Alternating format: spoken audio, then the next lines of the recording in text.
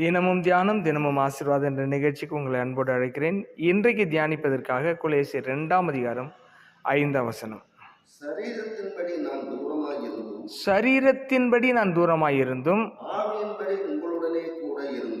ஆவியின்படி உங்களுடனே கூட இருந்து உங்கள் ஒழுங்கையும் கிறிஸ்துவின் மேலுள்ள உங்கள் விசுவாசத்தின் உறுதியையும் பார்த்து சந்தோஷப்படுகிறேன். கிறிஸ்துவ வாழ்க்கையில இடைவெளி என்பதே கிடையாது. எதற்கு இடைவெளி இல்லைன்னா, ஒரு போதகருக்கும் விசுவாசிக்கும் இடைவெளி என்பது கிடையாது. ஆவிக்குரிய மனுஷனுக்கு என்னன்னா, அவர் சொல்றாரு, சரீரத்தின்படி நான் தூரமா இருந்தாலும் ஆவியின்படி உங்களோட கூட இருக்கிறேன்றார். பரிசுத்த பவுல் தன்னுடைய விசுவாச பிள்ளைகளை விட்டு சரீரத்தின்படி தான் தூரமாக இருந்தாரே தவிர ஆவியின்படி அவர் எப்பொழுதுமே அருகில் தான் இருக்கிறார். அதனால தான் அவர் என்ன சொல்கிறாரு, நான் தூரத்தில் இருந்தாலும் ஆவியில் உங்களை பார்த்து உங்கள் ஒழுங்கையும் விசுவாசத்தின் உறுதியும் பார்த்து சந்தோஷப்படுறேங்கிறார். நேரடியாக போய் பார்த்தா எப்படி ஒரு சந்தோஷம் கிடைக்குமோ, எப்படி இருக்காங்கன்னு பார்க்குறோமோ, அதே போல் ஆவியில் போய் பார்க்குற அனுபவம் சாதாரணமான ஒரு அனுபவம் ஆவிக்குரிய வாழ்க்கையில், விசுவாசிகளுடைய வாழ்க்கையில். இதை நீங்கள் நன்றாய் புரிந்து கொள்ள வேண்டும். நம்ம போனால் தான் இல்லை, போகாட்டாலும் ஆவியில் போக முடியும், ஆவியில் பார்க்க முடியும், ஜெபத்தில் நம்ம உணர முடியும்.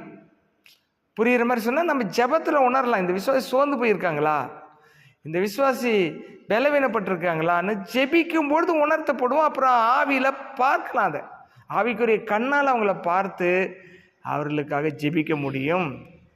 அப்போ என்ன செய்யணும் அப்படின்னு சொன்னால், நம்ம எல்லாம் ஆவிக்குரிய ஒரு விசுவாசியாக, ஆவிக்குரிய ஊழியர்களாக நம்ம எப்பொழுதுமே காணப்பட வேண்டும். அப்போ ஆண்டவர் பரலோகத்தில் தான் இருக்கார், அதே சமயத்தில் நம்ம கூட இருக்கார். நான் உன்னை விட்டு விலகுவதில்லை, உன்னை கைவிடுவதில்லை. தூரம் என்பது ஆவிக்குரிய வாழ்க்கையில இல்லை. டிஸ்டன்ஸ் அப்படின்னு ஒன்றுமே கிடையாது. ஸ்பிரிச்சுவல் வேர்ல்டில் நாம் எப்பொழுதுமே கர்த்தரோடு இருக்கிறோம், அவருடைய வலது பரிசுத்துள்ள மேலானதை நாடுகிறோம், அவரோடு கூட கிறிஸ்துவோடு கூட அமர்ந்து இருக்கிறோம். நம்ம ஜீவன் கிறிஸ்துவுக்குள் தேவனுக்குள் மறைந்து இருக்கிறது அப்படின்னு வேதம் சொல்லுகிறது. ஆகவே தூரம் இல்லாத வாழ்க்கை. கிறிஸ்துவும் நமக்கு தூரமானவர் அல்ல, ஊழியரும் நமக்கு தூரமானவர்கள் அல்ல. ஆவிக்குரிய வாழ்க்கையில் வாழ்கிற யாருமே ஒருத்தருக்கு ஒருத்தர் தூரமானவர்கள் அல்ல. காலையில் எழுந்து இப்போ நம்ம எல்லா விசுவாசிக்கும் ஜெபிக்கும் பொழுது எல்லா விசுவாசிகளோட ஆவியில் நம்ம இருக்கிறோம். அதனால தான் சபையில் விசுவாசிகள் ஆசீர்வதிக்கப்படுறாங்க.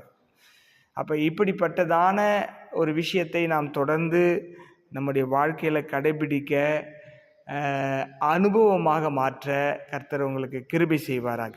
அல்லேலூயா. நான் என்னுடைய பிள்ளைகளுக்கும் சரி, மற்றவர்களுக்கும் சரி, நான் சொல்கிறது என்னென்னா, அதிகாலை எழுந்து கர்த்தரை தேடுங்க. கர்த்தரை இறங்கி தேடுங்க. சகோய் மேலே இருந்தான், கர்த்தர் சொன்னார், இறங்கி வா, நான் உன் வீட்டிலே தங்க வேண்டும். அவங்கவுங்க வீட்டில் ஜெபிக்கலாம். சகை மேலே இருந்து பார்த்துட்டு போயிடலான்னு தான் நினச்சான். ஆண்டவர் எப்பயுமே ஆலயத்தில் உட்காருகிறவர்கள தான் கணக்கு எடுப்பார். அந்த கணக்கில் இருக்கிறவர்களுக்கு விசேஷமான ஆசீர்வாதம் உண்டு. அது எல்லா விசுவாச பிள்ளைகளுக்கும் சொல்கிறாங்க. அதிகாலை 5 மணிக்கு மேலே தூங்காதீங்க, அது கர்த்தருடைய கிருபையை இழக்க செய்யும். ஆகவே நம்முடைய சபை விசுவாச மக்கள் அத்தனை பேர், உள்ளூரில் இருக்க அத்தனை பேர் இங்கே ஜெபிக்கணும்னு நான் ரொம்ப ஆசைப்பட்றேன். காலையில் கூட ஜெபிக்கிறேன்.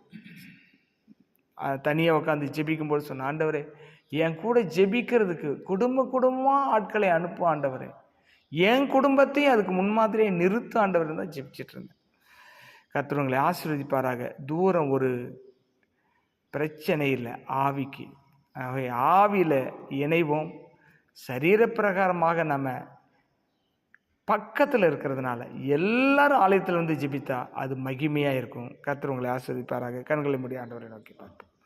எங்கள் அன்பு பிதாவே, ஆவியில் பவுல், பரிசுத்த பவுல் எல்லாரையும் கண்காணித்தது போல நாங்களும் ஆவியில் கண்காணித்து தலைவர்களாக இருக்கிறவர்கள், ஊழியராக இருக்கிறவர்கள், அவர்களுடைய வாழ்க்கையின் தரத்தை கவனித்து அவர்களை நடத்த வேண்டிய வழியில் நடத்த கிருபை தாரும். உம்முடைய நாமத்தை மையப்படுத்தும். இயேசுவின் நாமத்தை போட்டு ஜெபிக்கிற நல்ல பிதாவே.